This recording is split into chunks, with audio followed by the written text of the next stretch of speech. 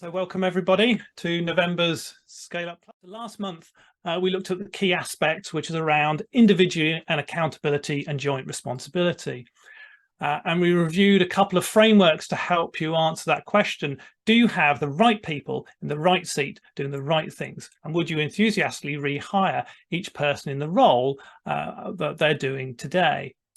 And we heard from Rebecca, the managing partner from Hallmark, Watney and Hume, about her insights about how they foster that culture of accountability. And each month we leave you with a challenge. And last month we left you a challenge. What are you doing to improve individual accountability, joint responsibility in your business? Now, in Bismarck, Gloucestershire, we did exactly that. We had a look and we realised that our website development was owned by the two of us. So now we have a single person responsible for driving our website development. So it's always worth just teasing out the changes that are taking place in your business as you grow and develop to really get that thinking about responsibility. This month we're looking at measuring what matters and this concept of the balanced scorecard. But it's not about measuring just for measurement's sake. We want to make sure that our focus is on measuring what matters. We all know that we should be keeping a close eye on our business performance, but what should we be measuring? How do we strike that balance between getting bogged down into measuring everything and not measuring enough? And we often hear about this thing, which is what gets measured gets done. So we're going to introduce you to the concept of the balanced scorecard, why you need it, how to get your head around it. But also introduce you to what we call the most important diagram in the world. So first of all, my question as we pause for a moment, what is the purpose of measurement? Why would you want to measure in your business? Maybe just think about that and reflect on as we go through the rest of this presentation. So let me introduce to what, after 25 years in business, for me, is what I call the most important diagram in the world. And it starts with the thing. Okay, everything in life we can define. Okay, so I could measure myself, my health, my weight, what I eat, my friendships, my exercise, my wealth. For my business, I could measure turnover, sales, customer satisfaction, profit, productivity, employee satisfaction. For people, I could measure income, leadership, delivery results, energy, how they're feeling satisfied. So the first important thing to realize is we need to define the thing that we need to, and then before we think about measuring.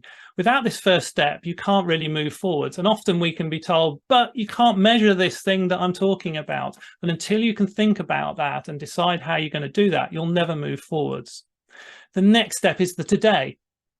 When you've defined the thing, you must now understand where you are today. And this is really important. We need to truly understand what's going on. It's time to stop. It's time to review. It's time to reflect and start to measure it. Gather facts, gather details of what's really happening. It's really important to maybe go to the place to understand what's going on, to truly understand the thing today.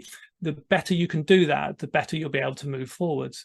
And from our experience, lots of people will make a statement and just move on to the next stage. However, this is probably one of the key mistakes we make when we're thinking about measurement. You must spend the time to really understand what's happening today, go see, understand, and get involved. And we have a phrase, a poem that we use in Bismarck, which is, I have 6 honest serving men. They taught me all I knew. They're what, why, when, and how, where, and who, by Rudyard Kipling. So really do that analysis and that thinking. Next, the tomorrow. Now we understand today, we can define the tomorrow or our target. Where do we want to go to? What do we want to achieve? And then one of the things here to think about is our stretch. Only by stretching beyond our current level of understanding do we truly find that excitement and that opportunity for growth. This step is often called the scientific method, where we create the idea of tomorrow. And this is our hypothesis, our idea, our stretch, where we want to do. We don't know if we can do this. We don't know if we can truly achieve it from where we are today, but only by trying to go beyond what we know today do we find the tomorrow. And it's a big step, it's a scary step, but fundamentally it's important to life. In my opinion, mankind we rose from the apes because we could envisage a future and then we could take the actions to try to get there. So what I'm saying is be curious. And then the opportunity, and the difference between the today and tomorrow is the opportunity, sometimes called the gap or what we need to overcome. And this is now the most exciting part of the diagram. Now it's time to experiment. If we've truly understood the today and defined the tomorrow, we can understand where we are today. That's where the excitement and the opportunity comes. And the word experiment is the key step. From experience, if we make a plan and everything goes along and then we fail, we blame the plan. However, if we see it's an experiment, it's about a learning opportunity, about growing, we develop our knowledge. And as we learn through the experiments, we achieve our tomorrow. We find what works and what does not, and this allows more experiments until we achieve our tomorrow. And this is the true learning and the opportunity that exists when you think about measurement. So I asked you before, what is the purpose of measurement? Yeah, so hopefully you can start to see that it's not just the purpose of hitting a target, it's also the process that you're going through to develop those experiments, to create that learning, to develop that opportunity as you move forwards. So what I'd like to do now is introduce you to the balanced scorecard, which was originally developed by Dr. Robert Kaplan at Harvard University and Dr. David Norton, the founder and director of Paradigm Group 88, as a framework for measuring organizational performance using a more balanced set of performance measures. Traditionally, companies use only short-term financial measures for success. The balanced scorecard added additional non-financial strategic measures in order to get a mix, in order to get that better focus on long-term success. And we've developed and evolved our own version of the balanced scorecard to address some of the findings from our research and working with leaders in small and medium-sized businesses that are looking to scale. And the 9 areas that we are to consider is financial performance, is around people and the team. It's about marketing and lead generation. It's about operations or production. It's about sales. It's about stability, value growth, business admin, continual improvement, and customers. And our scorecard has these balanced around the outside, and in the middle there is the 1-year critical path, or our core purpose, what we're trying to do. So the easy way to think about project measures is to ask yourself, for each of these 9 areas, how do we know if we are where we want to be in this area? What is good look like? How would we know when we've got there? So we need to have in our mind where we're headed, hence why it's in the middle, the priorities and the critical paths for the business. And note that it's really about grouping our thoughts around that and taking forwards with a handful of measures that really help to focus and take us there. Note, this is not a standalone board. This is really important. It's a standalone system. What we don't do is we don't connect these to other systems. We don't automate the collection of data and pump it into the scorecard to draw things. The idea here is we want you to actually really take ownership of those numbers, understand the numbers that you've taken ownership for, drill down into the data, find out what's going on, and then report. And from our experience, if you do this, you get that better interaction, that better growth, understanding the opportunities to take those numbers forwards. And that's why we don't look at automating recording systems. We ask you to really reflect and to think and to take ownership of your numbers. So how do you actually select? What are the key things that you would want to do this? So we have a 7-step method that'll help you through, and we will put later on in the chat this document to help you, but I'll just take you through it now. The first thing is, okay, what are the critical paths of the year? So let's lay out the critical paths for the year in our first column. Next, we look at the thing and where do those exist within the balanced scorecard. So we challenge you, try and think about 3 different measures. Try and map those against the balanced scorecard and make yourself really think about it. Don't just pick the first measure that comes to mind. Look at those other opportunities of measuring it different ways and to get a rich mix across that whole balanced scorecard. Then the today. Go look, see, find out where are you today? What are you actually achieving against those different measures? And then the tomorrow, where do you want it to be? What could the result be? What's the stretch going to be? How are we going to take it forwards?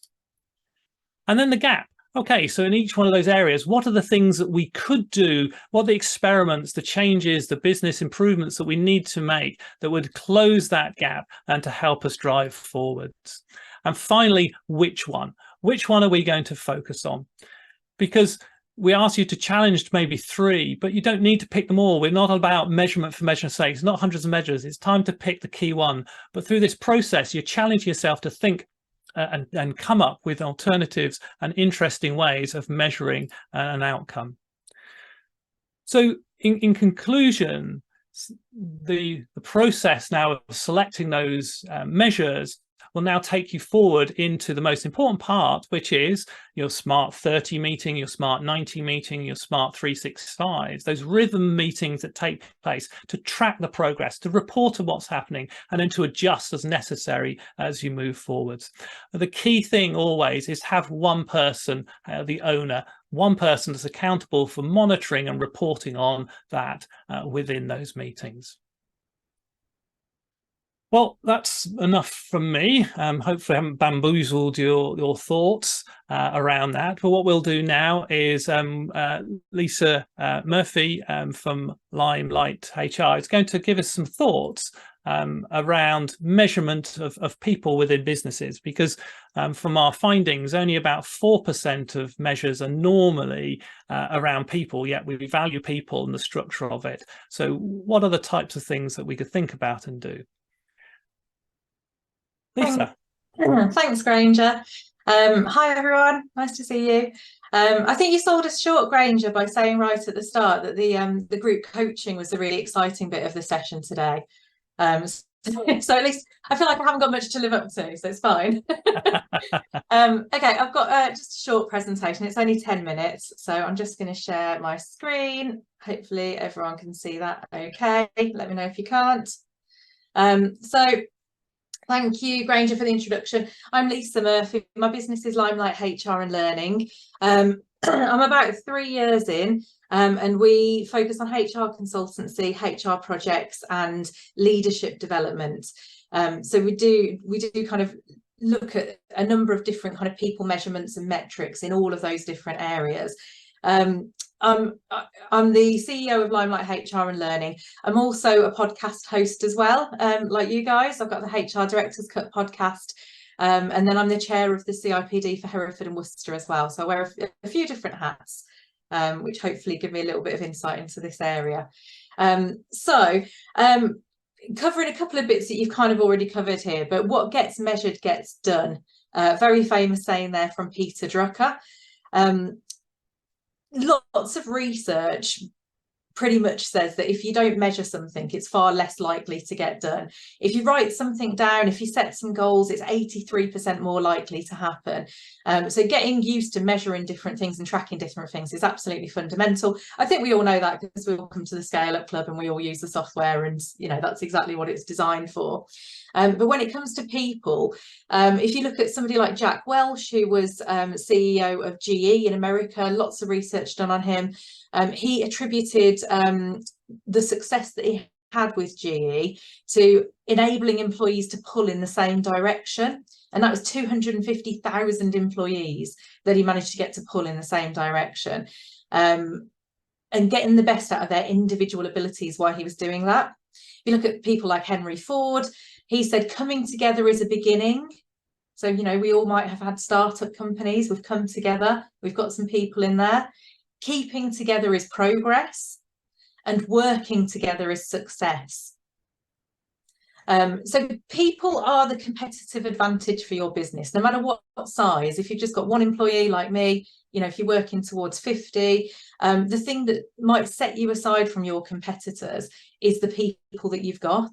If you've got good people, that's going to enable you to be better than your competition. So if you're an accountancy and you're up against other accountancies, it may be the people that they choose to come to you for. It's essential for growth. If you don't have the right people, it's going to be very difficult to grow your business. When you're small and you're innovative and you're evolving, having the right people can mean that you can jump onto different things that you didn't think that you were going to do in your business. So it can really shape how your business develops. So why do so few small businesses monitor KPIs and measures around people? I think one of the reasons is that some people measurements are quite intangible. So we'll go through this in a little bit, but some people measurements are quite easy. They're quite factual, they're statistical. they're quantitative, but a lot of what it's to do with people is unpredictable, intangible. It's about how people feel, you know, so it's a bit more warm and fluffy, sometimes harder to put into kind of data, metrics and analytics. Let me get to the next slide. So when we're talking about measuring people metrics, there's many advantages that can come with that. One of the things that we do at Limelight is we do culture surveys quite often, and it's something we've seen a lot more of this year. So that will be where a company wants us to go in and undertake not just a survey that's sent out to everybody like a culture survey, like an engagement survey, but we'll actually go and meet with people and we'll talk to people and we'll say, how do you feel? What's going on? We might do a 360 where they fill out a number of questions about leaders, and then we might talk to leaders and talk about what the results of those 360s mean. So it's more than just kind of sending the survey out. It's actually interpreting that, finding out about the story and seeing how people feel about things. That's probably the difference, I think, when it comes to measuring people. So you can get a 10-picture check on company health. One example was a not-for-profit professional body that we worked with. They noticed that they were losing a lot of staff. They were only small, I think probably 30 staff, and they were losing a lot of staff. Their turnover was very high, and they really wanted to get to the bottom of why that was, because it was costing them a lot to consistently re-recruit. So we did this exercise where we surveyed everybody. We went and had some listening groups. We pulled it all together, and actually we found that one person was in charge of managing most of that organisation, and that one person was micromanaging, controlling, you know, some kind of bad practice going on there, and people just didn't enjoy the culture. And what we found out was that over 60% of people were looking for a new job. So, you know, huge risk to that company. So having that 10-picture check on your company health can be critical. You can reveal trends and patterns, so it can give you that strategic overview. You know, you can step out from the trees, step up on the balcony, look down at the dance floor and see some trends, patterns, stories. You know, sometimes I think when we're working very fast and we're very busy in these kind of startup environments we're in, we don't necessarily look for some perspective and say, actually, how have we changed? How have we grown? You know, what's happened here? So that can be really helpful. You can spot trouble, you know, even if that's trouble just with one person, you can intervene a lot more quickly, and you can adjust goals if things are starting to kind of drift. You've got a bit of strategic drift going on, or, you know, people have started to drift with the job that you wanted them to do, that you first brought them in to do. You know, you can start adjusting things a little bit more quickly. And then it can show progress and also what's working well.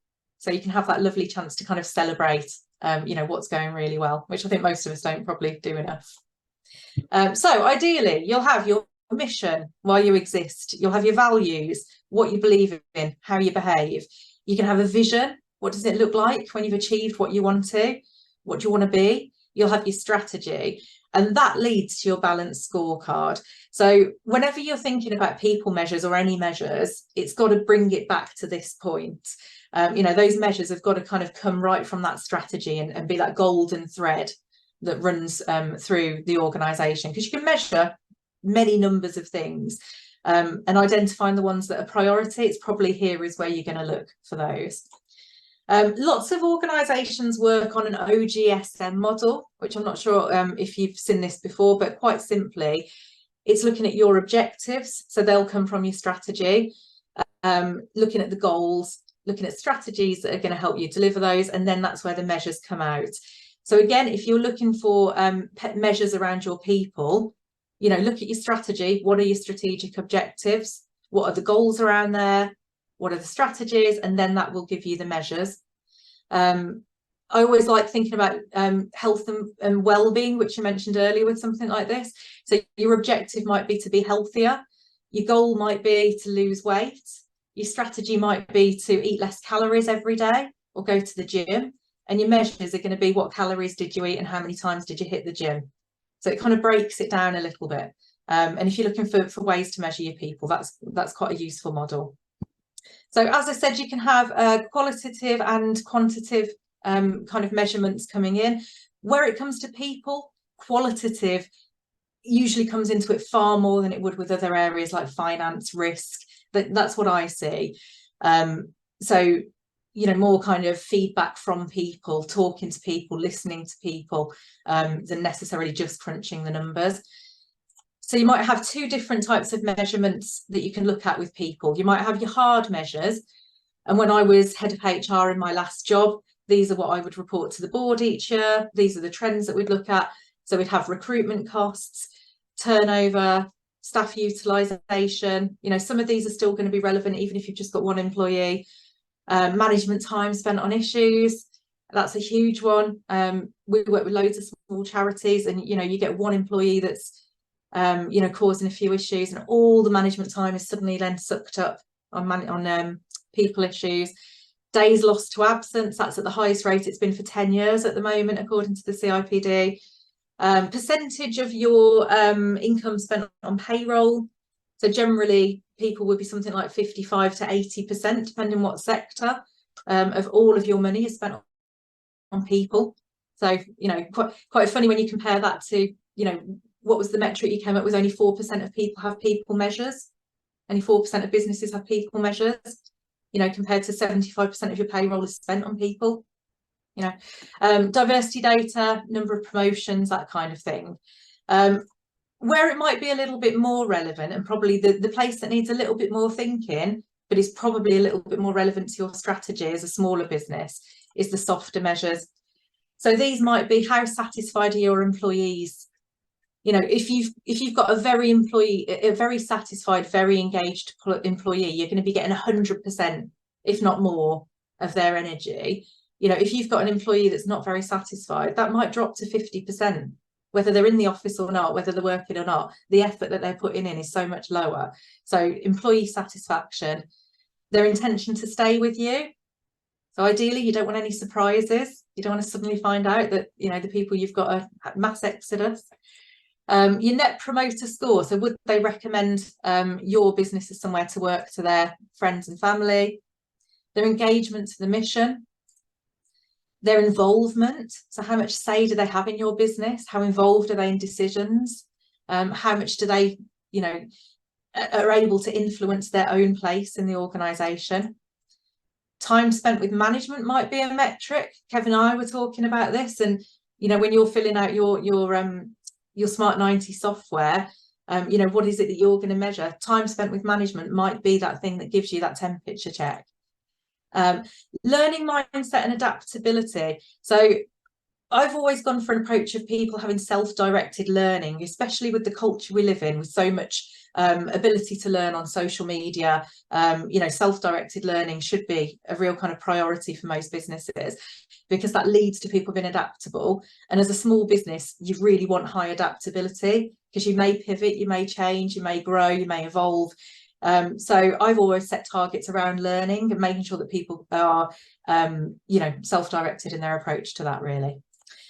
So top tips, any measures that you're having with your people, align them to your priorities. There's loads of things there that you could measure. Choose a couple that are really aligned to what you want to achieve, you know, in the next 90 days or whatever time scale you're looking at. Review the measures regularly to ensure that they're relevant, because some measures, you know, they're relevant at one point and then they disappear.